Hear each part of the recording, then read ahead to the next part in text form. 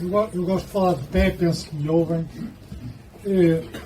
É com muito gosto que eu estou aqui na apresentação deste livro, não só pelo autor, pelo editor e pela casa de onde estamos a fazer essa apresentação.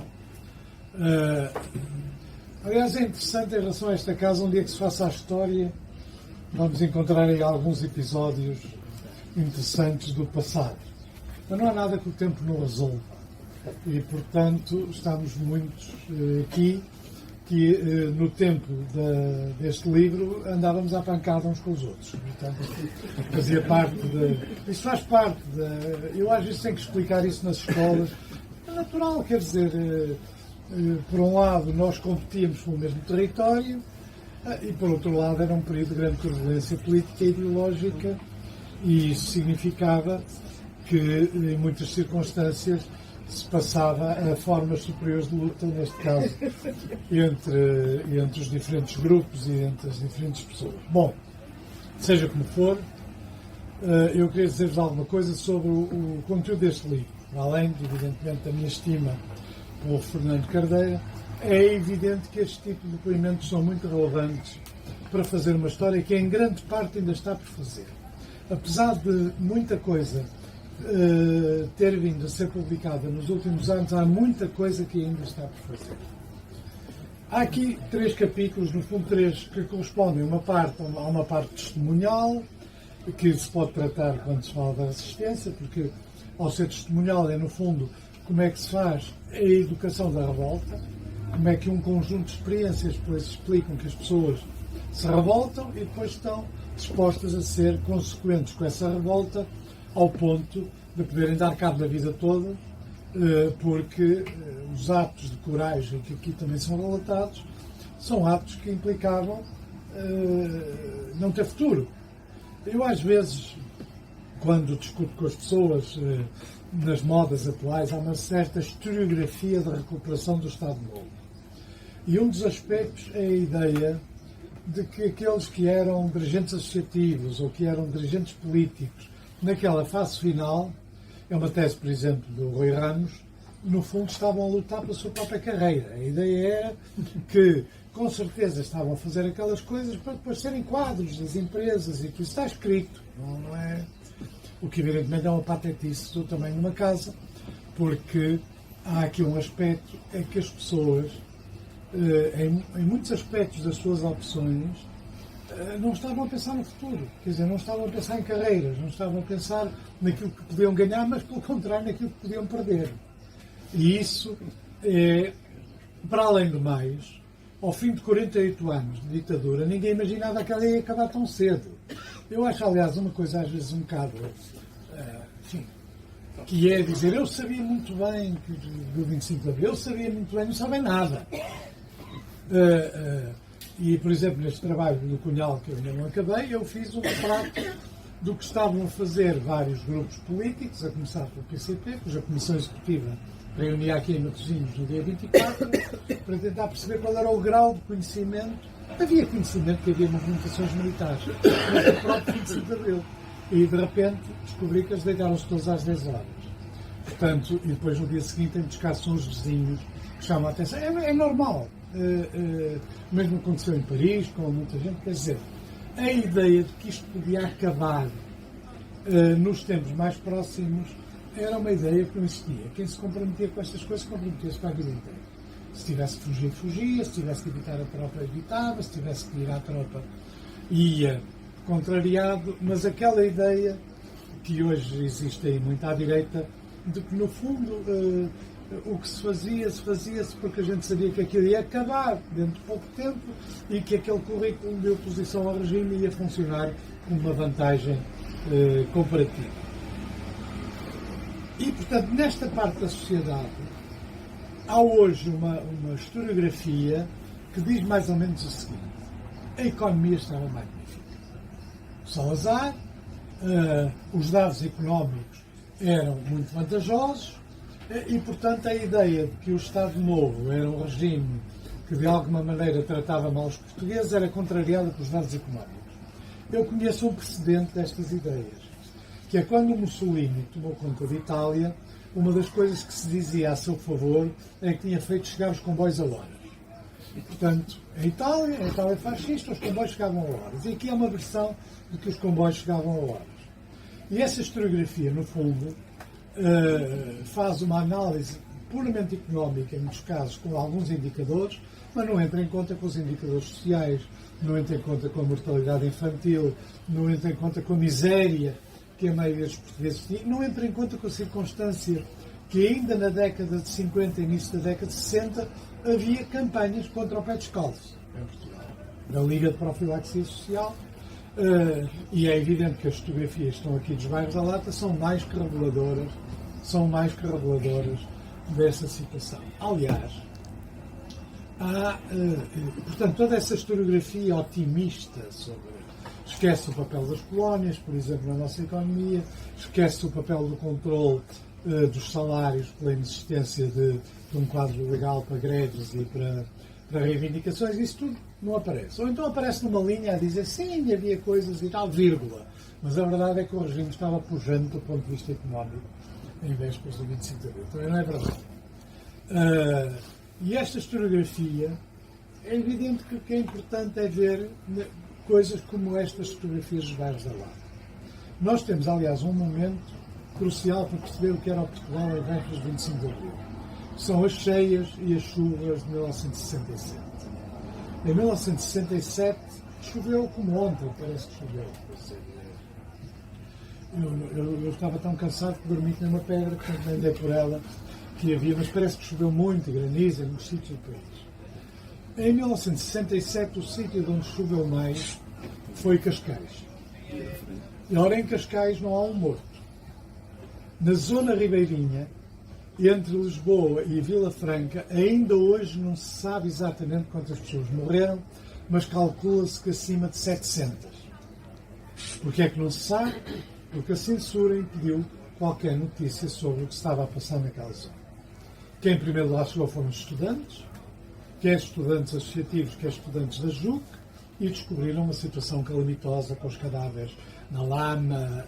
As autoridades só chegaram 2 dias depois e preocupadas não era pela situação das pessoas, era por haver lá estudantes que eles achavam que eram subversivos.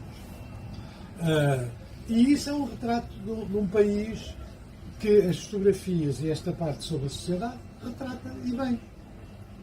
É um país que objetivamente não tem nenhuma liberdade. Não tem liberdade de associação, não tem liberdade de imprensa, não tem liberdade de expressão, não tem inclusive a liberdade económica e a liberdade social, porque para se aceder, porque o condicionamento industrial é uma medida típica de um regime que queria, de alguma maneira, controlar também o tecido industrial, fazendo com que não fosse possível abrir determinadas empresas se elas eventualmente pudessem entrar em competição com as que já existiam. O sistema de condicionamento industrial é outra coisa também que muitos dos nossos liberais esquecem e que era uma característica do Estado Novo. O Estado Novo era a mais antiga, se nós deixarmos os países do leste, é bom rigor se deixarmos a União Soviética, a ditadura portuguesa é a mais longa ditadura na Europa do século XX. E isto é um fator muito relevante. 48 anos. Em 48 anos ninguém pôde ler um jornal que não fosse publicado a não ser com censura. 48 anos, de 1926 a 1974, no próprio dia 25 de Abril, a censura queria continuar a trabalhar. Chegou a telefonar aos jornais e disse: então vocês não nos mandam as provas. Até que alguém lhes respondeu torto que, enfim, quer dizer, talvez fosse bom que eles percebessem o que estava a passar. E de facto, tinham que perceber, porque pouco tempo depois as instalações da censura foram assaltadas pelas pessoas que andavam na rua. Portanto, a sociedade portuguesa era uma sociedade muito pobre, miserável, envolvida numa guerra com milhares de mortos. Às vezes também nestas novas tendências É por isso que este livro é importante. De alguma maneira ele tem um papel na luta política dos dias de hoje. E nós sabemos que isso não é nenhum demérito. E uma das tendências é dizer: em Portugal a polícia não matava as pessoas, que a PIDE não matou as pessoas que nos outros regimes totalitários e autoritários.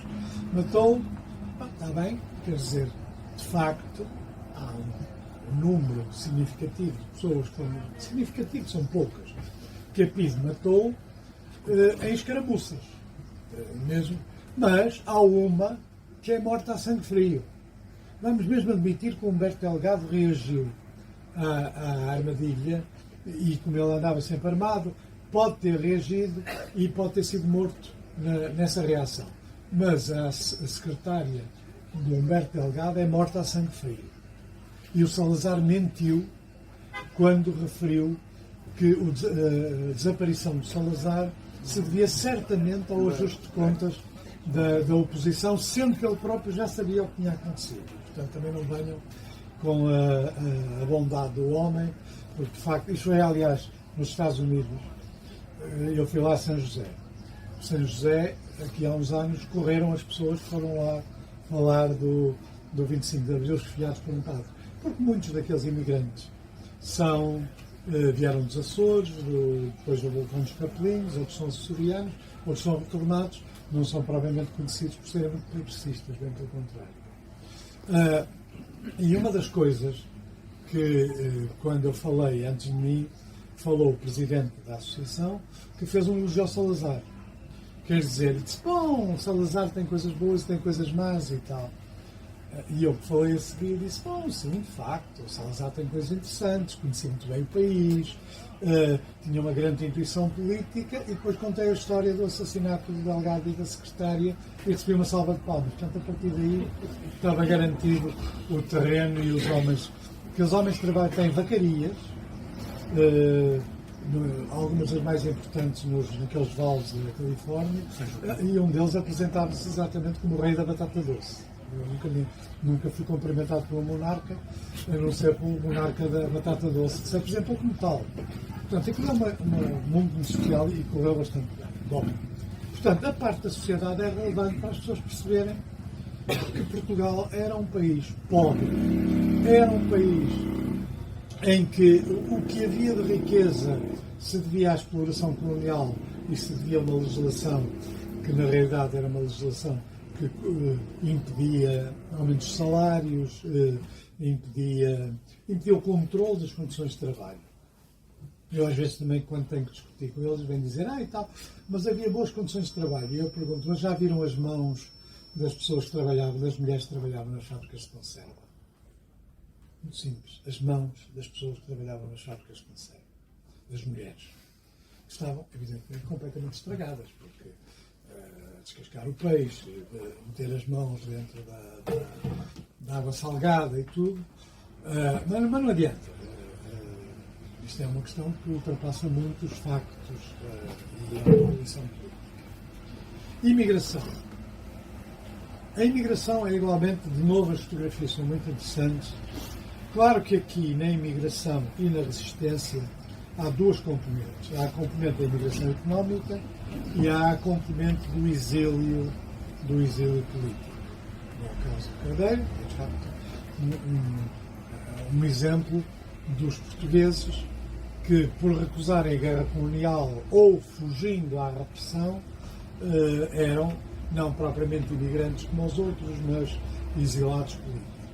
E nem sempre estas duas realidades casavam bem, porque uma parte importante da imigração económica, particularmente nos primeiros anos da década de 60, nos bidonvilles, numa altura em que não havia grandes condições de vida, principalmente em França, essa imigração temia o seu...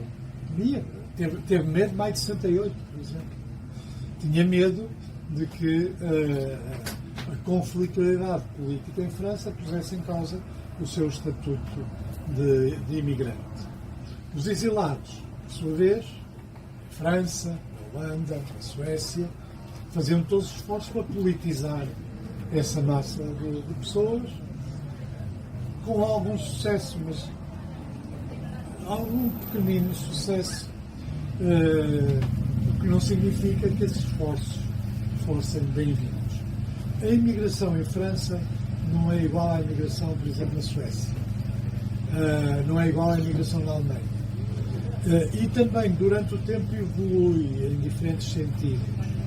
Em parte, pela influência direta, no caso francês, das centrais sindicais francesas, não só a CGT, mas também a SGT, que é a Central de Origem Católica, que fazem um trabalho de esclarecimento junto dos imigrantes e organizam eles próprios jornais e atividades culturais associadas com a imigração. Um pouco como também aconteceu em Londres, por a Liga, que era uma organização com muitas ligações com a maçonaria, mas que fazia o possível por educar muitos imigrantes que eram analfabetos. E, portanto, a composição da imigração no Reino Unido, pequena, na Holanda, em França e na Alemanha e nos países nórdicos, particularmente na Suécia, é diferente a composição e, portanto, a história política é em grande parte diferente. À medida que um número significativo de pessoas se recusam a fazer a guerra colonial ou então têm que fugir pelas suas atividades no movimento estudantil para vários países da Europa, há um fenómeno de politização muito acentuado e, nesta época, também de sectarização. Portanto, há movimentos, por exemplo, os comitês desertores são de orientação política diversa conforme o país e conforme o grupo que tinha um papel junto ao comitê de desertores. Os mais ativos na imigração era a CMLP, que na altura Grito do Povo, em certas áreas, e outros era o PCP-ML, através do Movimento dos Trabalhadores Portugueses Imigrados, o MTPE, que organizava uma sessão, uma coisa anual que eram os Jogos Florais. Aliás, com características muito peculiares. Por exemplo, José Mário Branco ganhou um dos prémios dos Jogos Florais e o prémio foi-lhe retirado. Porque uma personagem, aliás, importante na imigração, o Vilar, mais conhecido como Vilar, o Iduíno protestou e tirou-lhe o prémio com o argumento de que a cantiga é uma arma. Só que o segundo verso é: a cantiga é uma arma e eu não sabia. E ele tirou-lhe o prémio porque argumentou que um revolucionário não pode saber que a cantiga é uma arma, não pode saber que não é uma arma a cantiga. Há vários episódios, há várias publicações, o Alarme em Grenoble, o Salto em Paris, vários jornais que são publicados. Não me refiro sequer àqueles mais especificamente partidários, ligados com os diferentes grupos, mas aqueles que falavam para o conjunto dos imigrantes e que também correspondiam a diferentes orientações políticas, na maioria dos casos maoístas. O maoísmo é a corrente dominante de todo o esquerdismo, quer em Portugal, quer lá fora, embora em França, em vésperas do 25 de Abril, por influência da Liga Comunista, começa a aparecer o Combate Operário, que são algumas das primeiras organizações trotskistas que depois vieram para Portugal e ligaram-se com aquilo que veio a ser primeiro a Liga Comunista Internacionalista e que depois deu origem ao PSA. Mas o grosso eram maoístas. Resistência. É evidente que quando nós olhamos para esta experiência, e aqui vou falar do nosso homem, o nosso herói aqui por uma razão muito simples. Estes homens tinham uma carreira de oficiais nas Forças Armadas e era cómoda. Que era particularmente cómoda. Porque, apesar de tudo, era uma elite. É evidente que tinham que fazer a guerra colonial, e a guerra colonial implicava determinados riscos, mas apesar de tudo, o grau de risco que corria um soldado que tinha que andar nas picadas e que podiam apanhar com uma mina era diferente do grau de risco que tinha um capitão, eu não sei as patentes, mas enfim, os oficiais. Estes homens, um grupo de homens, resolveu desertar. Prática, aos refratários e os desertores, neste caso, eram com a especial particularidade de serem, conjuntamente com um conjunto de pessoas da Marinha, como João Freire e outros que também desertaram, nos portos da Europa, quer na Holanda, quer na Dinamarca, e iam depois para a Suécia. Porquê é que iam para a Suécia? Eu não sei se corresponde aqui à experiência do Cardeiro, mas a Suécia dava condições que a França, por exemplo, A Holanda era um país da NATO. E, portanto, havia ali uma certa dificuldade, embora houvesse, na Holanda, por exemplo, o Comitê Angola, que fosse muito ativo para dar condições aos desertores e aos refratários ou aos ativistas políticos na imigração. A verdade é que as condições dadas pela Suécia, em particular, eram muito melhores do que acontecia nos outros países. Eles desertam, fotografam o caminho da deserção, porque é lata. Porque, quer dizer, entraram em Espanha pelo Jerez. Eu só conhecia a fronteira de Godramil, que era a fronteira fica entre Rio do Douro, naquela zona de Miranda de Douro. Eu para a semana vou lá, pela primeira vez em muito tempo. Vou a Miranda de Douro e vou lá fazer uma palestra que está anunciada em mirandês. Espero que eles não queiram que eu fale em mirandês. Mas eu em Miranda de Douro e em Chaves, eu, Camilo Cortesão, mais uma série de gente aqui do Porto, fomos presos, primeiro em Chaves e depois em Miranda de Douro, por uma razão que também é típica deste mundo. É que o PIDE que nos prendeu em Chaves achava que pessoas com aspecto de pessoas ricas, estudantes, não iam comer um tasco. Nós chegámos tarde a Chaves e íamos levar os SICs ao Colégio de Bragança, portanto tínhamos um pretexto, mas chegámos a Chaves tarde e fomos comer um tasco. E ele, depois, no dia seguinte, aqui foi uma prisão de uma noite, no dia seguinte explicava que eu tinha achado estranho haver pessoas com aspecto de coisa num tasco.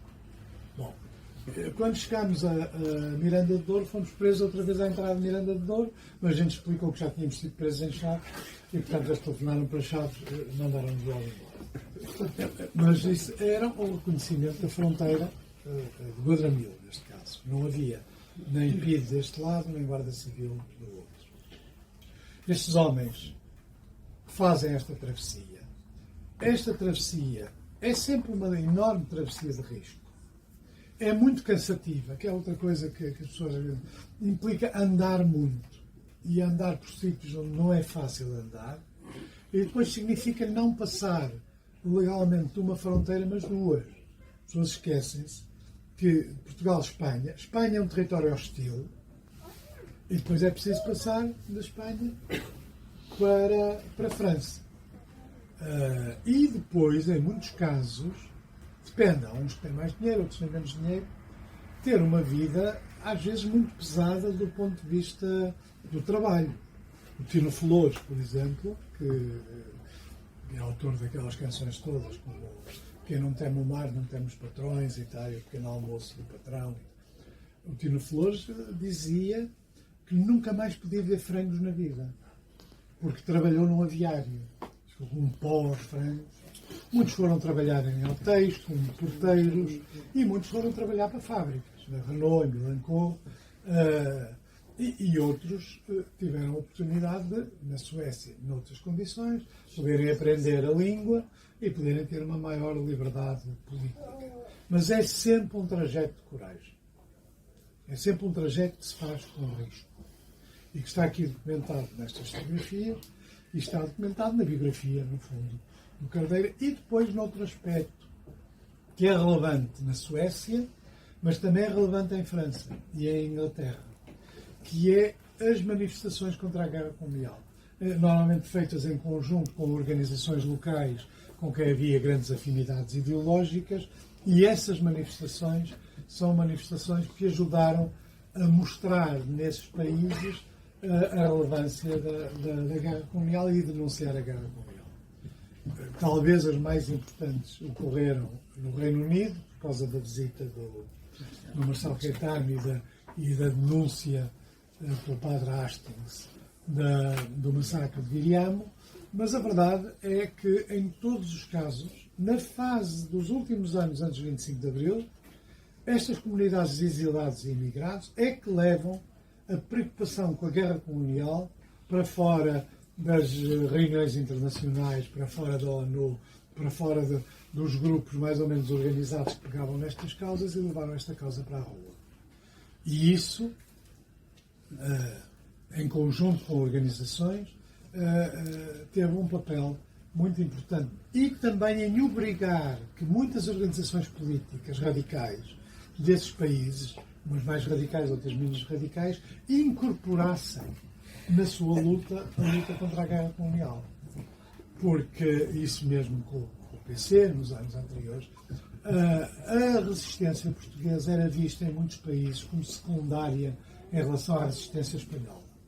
Ou seja, as pessoas, quando eram confrontadas, e até quando tinham que responder à pergunta que esforços devemos fazer a favor da oposição ao Franco espanhola ou da oposição portuguesa ao Salazar e depois ao Marcelo, a resposta era: Portugal só muda depois de mudar a Espanha. Por exemplo, era uma das coisas que punha o Cunhal absolutamente furioso e com razão, que escreve cartas duras dizendo que isso não tinha pés nem cabeça. E mais, e sugerindo que enquanto a maioria dos dirigentes do Partido Comunista Português estavam no interior, uma parte importante dos dirigentes do Partido Comunista Espanhol estavam em Moscovo, estavam... Claro que este argumento depois perdeu um bocado de força quando ele próprio foi para Moscovo e depois para Paris. Mas muitos estavam na América Latina, outros estavam em Cuba e outros estavam no exterior.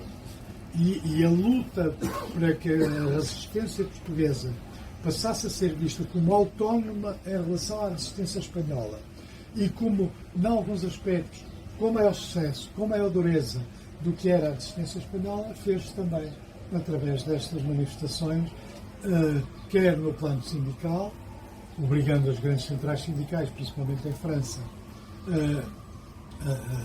a CGT e a SPDT, mas também no Reino Unido, obrigando a Central Sindical, a Trade Unions Congress, que é membro do Partido Trabalhista, e aqui chegarem também ao Partido Trabalhista, a começar a patrocinar e a apoiar a resistência portuguesa de muitas maneiras, quer permitindo a criação de grupos que tentavam melhorar as condições económicas e as reivindicações dos portugueses, mas também levando à rua como sua muitas daquilo que eram as palavras dela. Portanto, comprem o livro, que vale a pena. As fotografias são magníficas.